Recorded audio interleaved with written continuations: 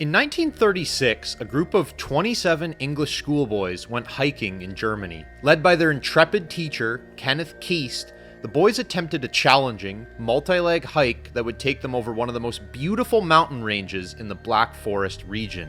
Despite ample planning, 5 of the boys would not make it to the other side, but as terrible as the incident was, what happened afterward was the true outrage.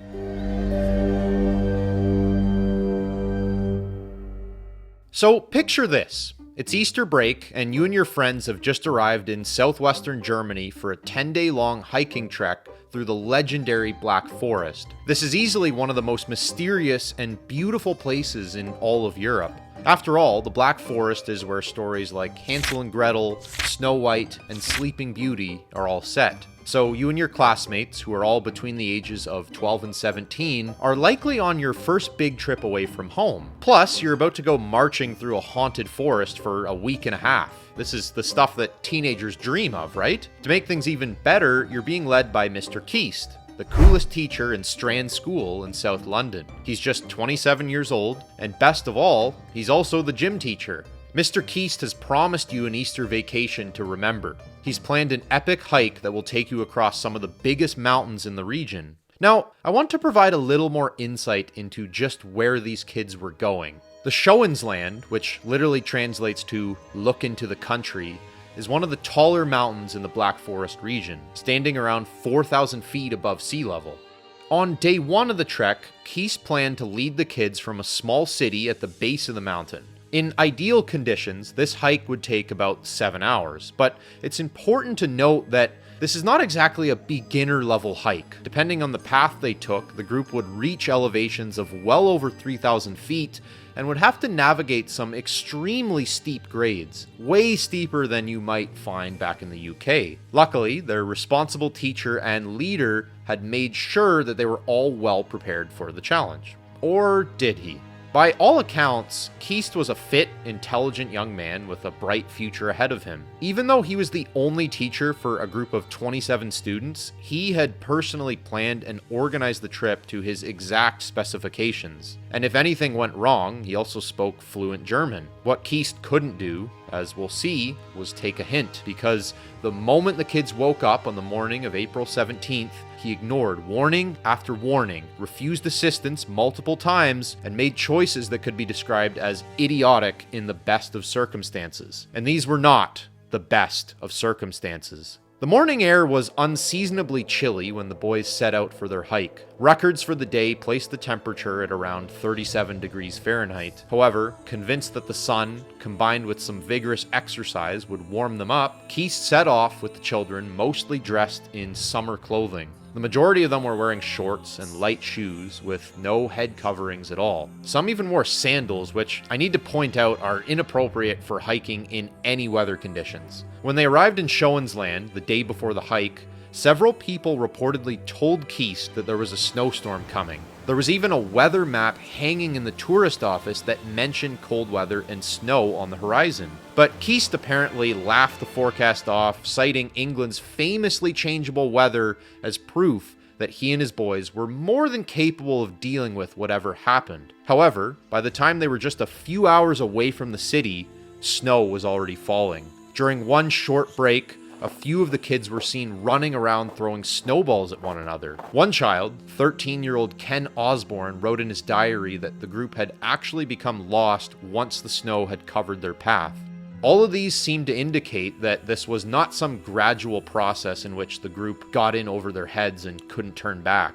It was a disaster right from the start.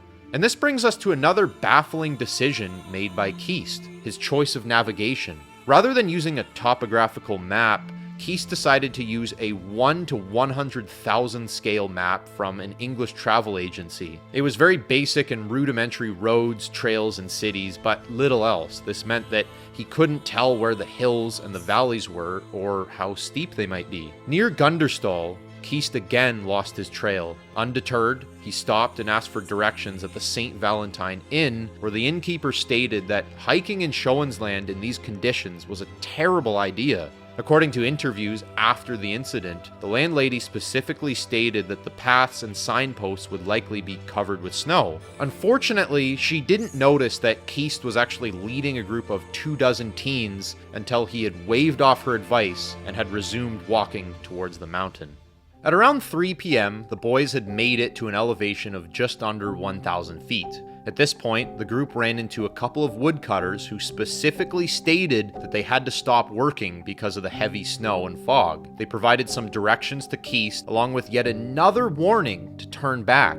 Shortly after, in the upper Kapler Valley, the group met a local postman named Otto Steyert. Seeing the boys kicking their way through the mounting snow, Steyert recommended that the group seek shelter at Kappel, where there was a miners' hostel where they could find shelter and hot food. Yet again, Keast declined and instead asked for directions to the Schoensland summit. At this point, the group was fiercely behind schedule. They had originally planned to reach the summit at noon, but here it was, nearly 4 p.m., and they still had miles to go on this trip. It's not entirely known at which point in this trip Keast actually started to panic, especially as he would most likely have hidden it from the kids. It was around this time that many of the kids began to complain. It was also the first record we have of Keast changing his plan. Though he still did want to go over the mountain's summit, he now wanted to descend into the village of Hofsgrund rather than continue all the way to Tottenauberg. The problem with this plan was that his map, which again had no topographical data,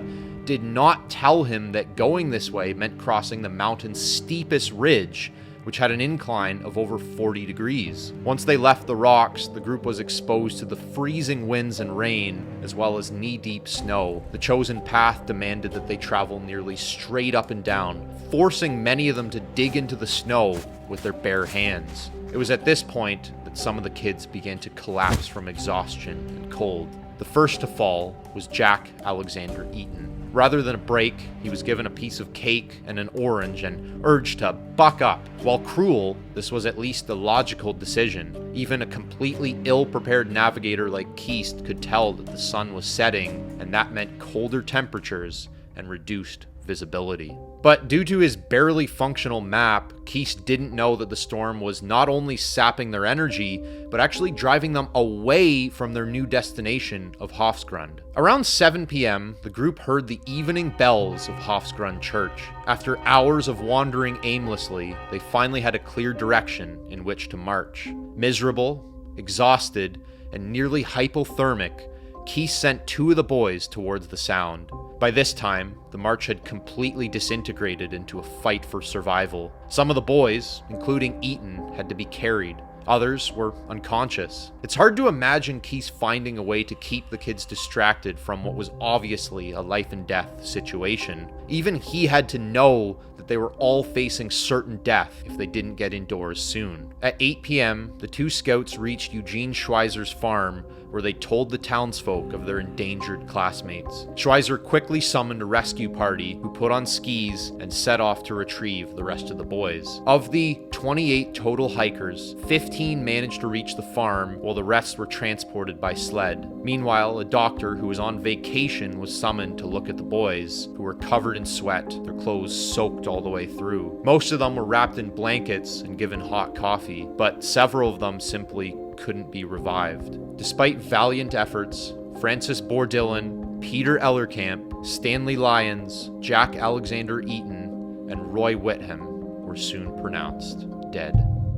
Now, I promised a surprise for you at the beginning of this story, and I want to assure you that surprise is still coming. Obviously, I was honest from the beginning that several of these boys were not going to make it. While shocking and tragic, that in of itself is not the most outrageous aspect of this case. You see, despite having over 20 boys witnessing him refuse help, ignore advice, and failing at even the most basic leadership tasks, Keast was able to use the media to portray the tragedy as some sort of completely unforeseeable natural disaster that he had no control over. In fact, he was hailed as a hero for decades to come, telling anyone who would listen about the tragic day in the mountain, the sudden snowstorm, and his valiant efforts to save his beloved class. Only Jack Alexander Eaton's father expressed any real doubt, but his accusations against against Keast went completely unheeded. In fact, Kenneth Keast remained a teacher for the rest of his career before passing away in 1971. But here's the thing, Keast getting away scot-free, or English-free in this case, still isn't the most outrageous part of this story. Do you remember the very first thing I said in this video? All of this took place in Germany during Easter break in 1936. Now, if you know your history, this was just 3 years before Germany, England, and the rest of the world would enter into a long, bloody conflict that we today call World War II. This means that the Black Forest hiking disaster happened during the time when the Nazis were not only in charge, but were starting to become very unpopular with the rest of Europe. Being among the best propagandists in history, Hitler and his council realized that the tragedy presented the perfect opportunity to drum up some international esteem at a time when they really needed it. After the news broke, the Nazis reached out to the British government and suggested that neither of the two countries do a thorough investigation of the incident, lest the findings damage sensitive diplomatic relations. The survivors were taken to Freiburg, where the Hitler Youth played games and put on shows for them. A memorial was built, and the boys and their teacher were sent back to England with full military honors. All of this was covered extensively in both British and German newspapers, and while it didn't stop the war from happening, it did cool the relationship long enough for Nazi Germany to host the Olympic Games and pretend for a bit longer that it was just like every other government in Europe. But history turned out just a little bit different.